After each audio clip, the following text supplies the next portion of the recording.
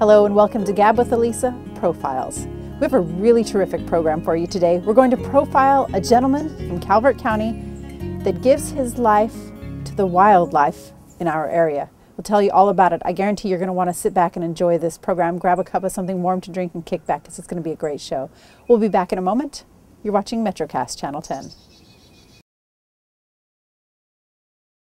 Leonardtown, a most convenient place for shopping, dining, or even just wandering. Leonardtown, a most entertaining place for things to do, sights to see, and fun for everyone. Leonardtown, a most relaxing place for a quick visit, a lazy afternoon, or a long weekend. Watch Leonardtown, a most convenient place. A new program exclusively on Metrocast Channel 10, brought to you by Dan Burris's Old Town Insurance. In every community, hardworking families are living in unhealthy and substandard housing. These families want a hand up, not a handout. Habitat for Humanity partners with low-income families to help them build simple, decent, and affordable homes. You can help. Donate a car, truck, boat, or RV to Habitat's Cars for Homes program. Your vehicle donation will help build homes and change lives within your community. Donate, volunteer, get involved. Visit carsforhomes.org. You're watching Metrocast Channel 10. I'm Alisa. This is Gab with Alisa Profiles, and with us today a very special guest. This is Ron Wexler, who owns, oh my goodness, runs, takes care of wonderful things in Calvert County. You started, first of all, about 21 years ago, an Orphaned Wildlife Rescue Center. Correct. Okay, and you rescue and take care of orphan wildlife in the Tri-County area, but your love of animals, and particularly wild animals, goes all the way back to being a child, right? Yeah, I started when I was about 7.5 years old. Found a rabbit that had been hit by a lawnmower. Nursed it back to health, and I went to the local vet offices, and nobody really did wildlife at all back then. And they, basically showed me how to do sutures and taught me what I needed to do, and it survived, and it was a good ending, and that kind of started the whole thing. And then after that, I got a couple turtles, and it went on and on. Oh, now, something that we had talked about before we went on camera is that so many years ago, basically there were no rescue facilities or legislation or care providers or anything for wildlife. Yeah, domestic, dogs, pets, everything has always been taken care of vets, but there was not really anything for wildlife. Right, yeah. So you kind of pioneered things. Pretty much. The others, I was fortunate enough to have several vets who would help me, and when I was a kid I worked at the veterinary offices in the weekends and cleaning cages, shoveling garb and that stuff, and they instead of paying me, they just kept a docket of how many hours I worked, and they basically paid me in vet services or vet help or medications, and that's incredible. Taught me a lot of stuff. So and your mom was a big supporter of this as well. She's a big animal lover. Yeah, she'd take in anything that walked by, any stray animals, and take care of them, find homes for them. Okay. She was a big influence. Now the Orphaned Wildlife Rescue Center is about 21 years old, and it has gone on and grown, but you're not funded by the government or anything like that? No, there's no state, federal, county funding, any kind. It's just strictly, it's a nonprofit set up as basically just the only funding we get is people will donate when they bring animals in. And it's about 1 in 20, 1 in 25 people make a donation. And they're usually fairly small donations, but once in a while somebody donates something better. But we probably see about 5 to 7 donations out of every 100 patients. Okay. So it's tough. I'm sure. So. Now, one of the things that you did to help combat your always desperate need for funds is you went and created your own foundation, and it helps to support the Wildlife Rescue Center here. And this is kind of the heart of the program that I wanted to get at with you, because Gab with Alisa Profiles, it's all about talking to people that I believe can inspire and encourage and just really have something to give from inside. And you created a foundation, and I know how you don't like to toot your own horn and tell people, but talk about the foundation. Where did your foundation money come from, and what does the future look like? And we'll go on with what it's going to do. Okay, I'm a firm believer of do something that you really like to do. And I've met a physician some years back, a guy named Dr. Ermentrout was a good friend who's passed away now, but his theory in life was pick something that you really, really enjoy and do it well, and if you're lucky you can get paid. In this case we can't, but it's really paid off in the long run, and because I absolutely love what I'm doing. And what we've been doing is taking care of all these animals along with a bunch of other rehabbers, and there's simply no funding And I know I was spending $10,000, $12,000 a year out of pocket, and mostly veterinary bills, pharmaceuticals for the vets and so forth, and feed, special formulas for infants and stuff. It's all very specific, species-specific formulas. So we decided that the way to go is try to start a foundation to help the other rehabbers, because I know how tough it's been for me. And we had a gentleman donate a boat at one point that we ran rescues on the bay for about 5 years. Now we have a smaller boat because of the fuel costs.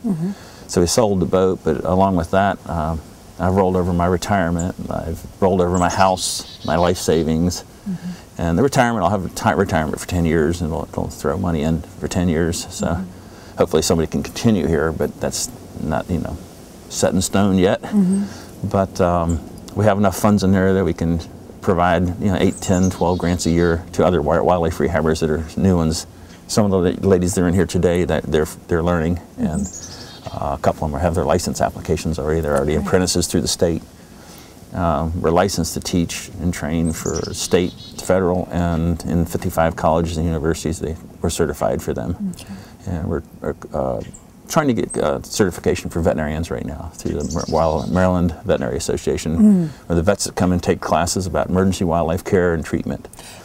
See, your love has translated into such a ripple effect. You took your life savings from your regular 9-to-5 job, your retirement, and you rolled that and your house into a foundation to help pay for what you love doing. You've taken care of animals since basically you could walk and talk and your mom would let you. That's true. And now you're providing training for vets, because traditionally vets take care of domesticated animals and you know, people's pets and what have you, so it really continues to give and to grow. Well, we're going to take a quick break, and when we come back in a moment, we're going to look at some of the things that you have done with your home, which is actually now the center, some modifications that you've made to really help take care of animals. We'll do that, and then we'll talk about one of the fun things that you have through your foundation, what have you, how you fundraise with race cars. Yeah, that's a good thing. All right, yeah, this is a show for everybody. So we'll do that in a moment. We'll be back in just a moment. You're watching Gab with Alisa, Profiles on Metrocast Channel 10. Hi, this is James Laporte. Do you know what St. Mary's County is buzzing about? If you don't, then tune into Metrocast Channel 10 to find out. The Buzz is a weekly entertainment program featuring artists, performers, and entertainers from the area. Find out where the hot spots for entertainment are this weekend. We've got the scoop on all the fun each week on The Buzz. The Buzz is brought to you by Island Inn Bar and Crab House. Good food, good fun, and good friends are all found at the Island Inn Bar and Crab House on St. George Island in Piney Point.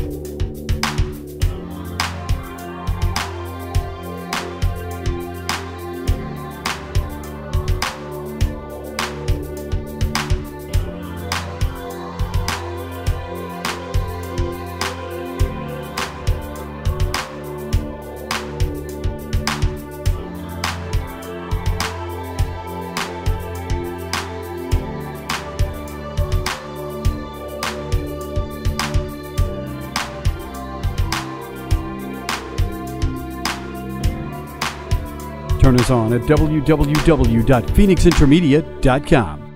You're watching Metrocast Channel 10. I'm Alisa. This is Gab with Alisa, Profiles, and my guest today is Ron Wexler, who is a wildlife rescue facilitator, Imagineer, pioneer, lover of animals in Calvert County. It's really exciting. I love doing this program because I get to meet people like yourself that are right in my community and where I live. And you have such a wonderful story. And when we took a break, we promised to come back and talk about how you have modified your home and your property. You've turned it into a center and a foundation, so animals will be taken care of even after you go to the great animal playground in the sky. Yeah. But let's talk about some of the modifications on your property, because you are a licensed wildlife rehab facility, and you've really done some really neat modifications to your property, like this pen. Let's talk about this pen. Okay, this is a fawn pen. We're permitted for fawns. There's only a handful of people that can do fawns through its licensing through Department of Natural Resources. And it's a state license, and we do last year I believe it was 117 fawn rescue calls. So what does that mean? What is a fawn rescue call? People will call in and they'll see a deer get hit and there's a fawn with her on the road, possibly, or most of our calls, 95% of our calls, people will find a fawn in their shrubs in the backyard. The reason for that is that the moms have to forage all day to eat. Right. And they'll leave their fawns anywhere to hide them. Fawns are almost scentless, so predators usually can't find them. Okay. And they'll leave them right in your backyard, any high grass, or if you have bushes against the house, they'll leave them behind the bushes. And people assume that they're orphaned, and 99% of the time they're not. Really? So out of the 117 calls we had, we saw about 12 deers that were really injured, really needed help. We rehabbed only a handful. We lost one that was hit by a car. We had a couple other, females that were hit, and then, they gave birth on the scene.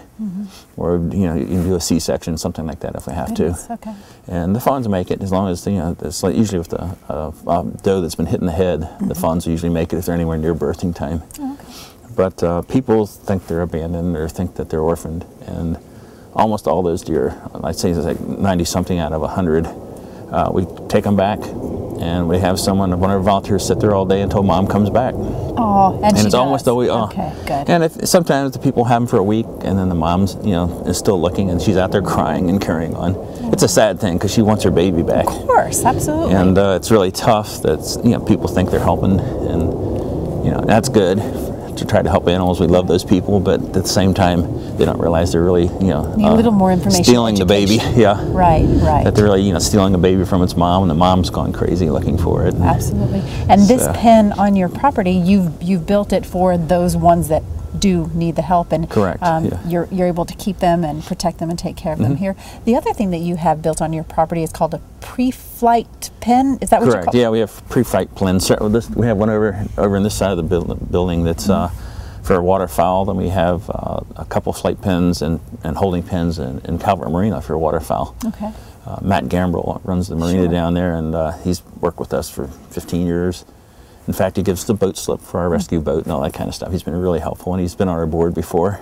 And what does that mean, a pre-flight pen? What when the birds have had surgery, say a broken wing or something like that, you just can't let them go. They need the muscles atrophy from whatever fixation or cast or splints, and they need some place that they can't get too crazy and hurt themselves, but at the same time that they can exercise and rebuild that muscle. They get physical therapy several times a day. Wow. And then from there, if it's a songbird, we have a couple other facilities that help release them. Wow. If it's a hawk or an eagle, something like that, eagles typically go to Tri-State where they have I think it's 175 by 75 by 35 flight pen, because there's federal standards for the different size pens for different size animals.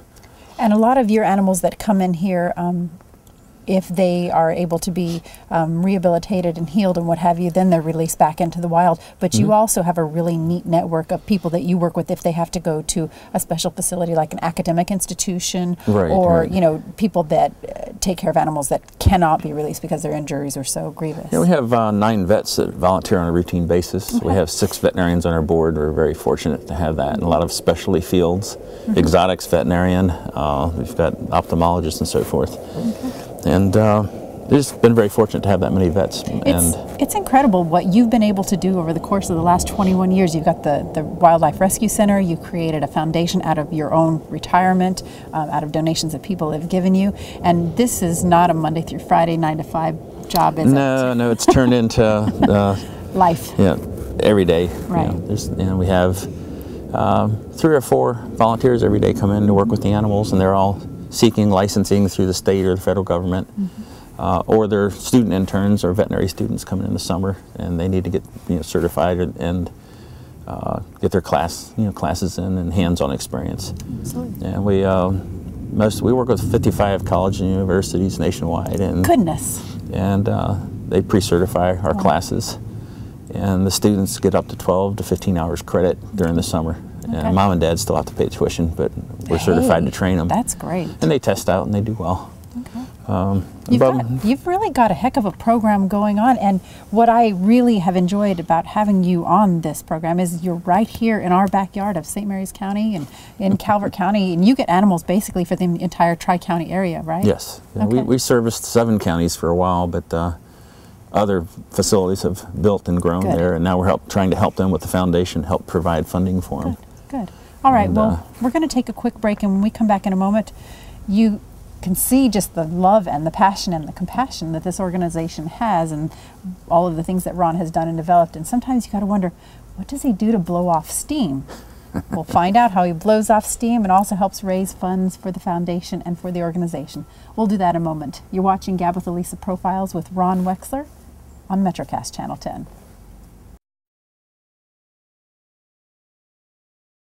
Leonardtown, a most convenient place for shopping, dining, or even just wandering. Leonardtown, a most entertaining place for things to do, sights to see, and fun for everyone. Leonardtown, a most relaxing place for a quick visit, a lazy afternoon, or a long weekend. Watch Leonardtown, a most convenient place. A new program exclusively on Metrocast Channel 10, brought to you by Dan Burris's Old Town Insurance. Hi, this is James Laporte. Do you know what St. Mary's County is buzzing about? If you don't, then tune into Metrocast Channel 10 to find out. The Buzz is a weekly entertainment program featuring artists, performers, and entertainers from the area. Find out where the hot spots for entertainment are this weekend. We've got the scoop on all the fun each week on The Buzz. The Buzz is brought to you by Island Inn Bar and Crab House. Good food, good fun, and good friends are all found at the Island Inn Bar and Crab House on St. George Island in Piney Point. You're watching Gab with Alisa Profiles on Metrocast Channel 10. Thanks for joining us. And with me today is Ron Wexler, who owns a foundation in Calvert County which rescues wildlife and also has a wildlife rehabilitation facility. What a great life you have. It's great. I love it. Yeah, I mean, couldn't be better. Really, yeah, you take care of wild animals, and you live on this property, and you've retired and turned your whole retirement into it. That's great. And tell me the story behind this beautiful little red thing. Well, this was put together by myself and a couple of our board members, and I donated it to the Wexler Wildlife Foundation for the purpose of mostly having fun. Absolutely. But we're all old guys having our second childhood, but beyond that, it's sponsored by Burger King. The main sponsorships through Solomon's Burger King and the Wexler Wildlife Foundation. Okay. And I did that by just donating the car. And the deal is we do club racing, oval track,